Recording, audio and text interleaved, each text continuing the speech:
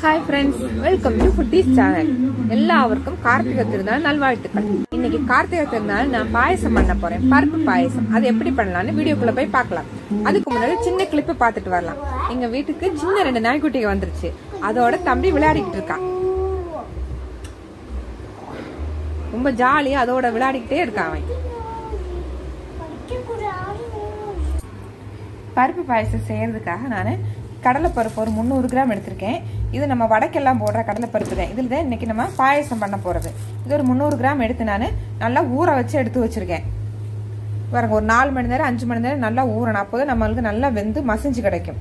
நல்லா 5 மணி நேரம் ஆயிடுச்சு. இது நல்லா ஊறிடுச்சு. இப்போ இதை நம்ம ஒரு குக்கரில் போட்டு 5-6 விசில் விட்டு நல்லா வேக வச்சு எடுத்து வச்சுக்கலாம். அதுக்கடுத்து இன்னொரு கிண்ணத்தில் நான் ஜவ்வரிசி ஊற வச்சிருக்கேன். ஜவ்வரிசி ஒரு 100 கிராம் ஊற வச்சிருக்கேன். இது நம்ம சாதாரணமாக ஒரு பாத்திரத்தில் போட்டு வேக வச்சு அதுவும் தனியாக எடுத்து வச்சுக்கலாம். எடுத்து வச்சுட்டு அடுத்து நம்ம பாயசம் எப்படி செய்யலாம்னு நம்ம பார்க்கலாம். பருப்பு வேகிற டைமில் நம்ம வெள்ளத்தை எடுத்து தட்டி உருக்கி எடுத்து வச்சுக்கலாம். இது 1/2 கிலோ வெள்ளம் இருக்குது.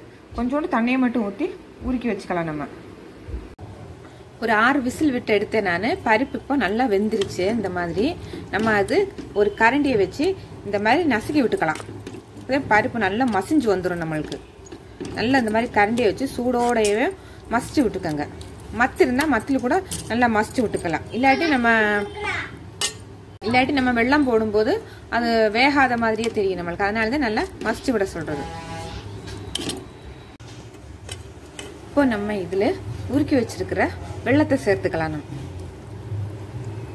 வெள்ளம் நல்லா உருக்கி நான் வடிகட்டி எடுத்து வச்சிருக்கேன். இதை அப்படியே சேர்த்துக்கலாம்.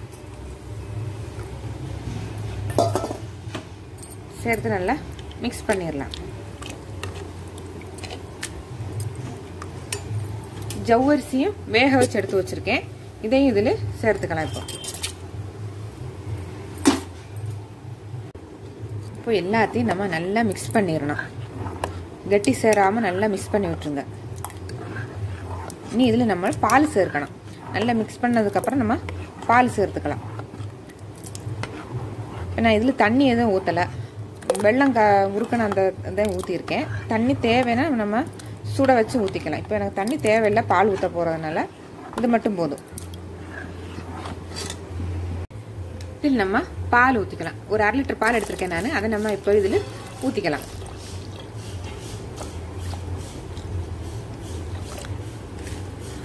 ஊற்றி நல்லா கொதிச்சு எல்லாம் மிக்ஸ் ஆகி வரட்டும்.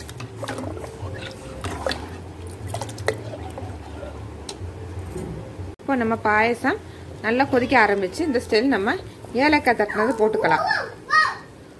ரொம்ப கொதிக்க விட வேணாம். நம்ம ஆஃப் பண்ணிடலாம். ஆஃப் பண்ணிட்டு நம்ம முந்திரி கிஸ்மிஸ் வறுத்து போட்டுக்கலாம். தாளிக்கிறதுக்காக அடுப்பில் நான் ஒரு பேன் வச்சிருக்கேன். இதில் நெய் விட்டுக்கலாம். நெய் விட்டு நெய் ஹீட் ஆனதும் நம்ம இதில் தேங்காய் சின்ன சின்னதாக நறுக்கி வச்சிருக்கேன் நான் இன்னைக்கு. இதை போட்டு ஃபர்ஸ்ட் நல்லா ஃப்ரை பண்ணி எடுத்துக்கலாம். நல்லா ஃப்ரை பண்ணிடலாம். இதைய நம்ம பாயசம் குடிக்கும்போது இது இடையில கடிக்கிறதுக்கு நம்மளுக்கு கிடைக்கும். அது கொஞ்சம் டேஸ்ட்டு நல்லாயிருக்கும். நல்லா ஃப்ரை பண்ண பிறகு நம்ம இதில் முந்திரி பருப்பு சேர்த்துக்கலாம். முந்திரி பருப்பு நல்லா வறுபட்ட பிறகு நம்ம கிஸ்மிஸ் சேர்த்துக்கலாம்.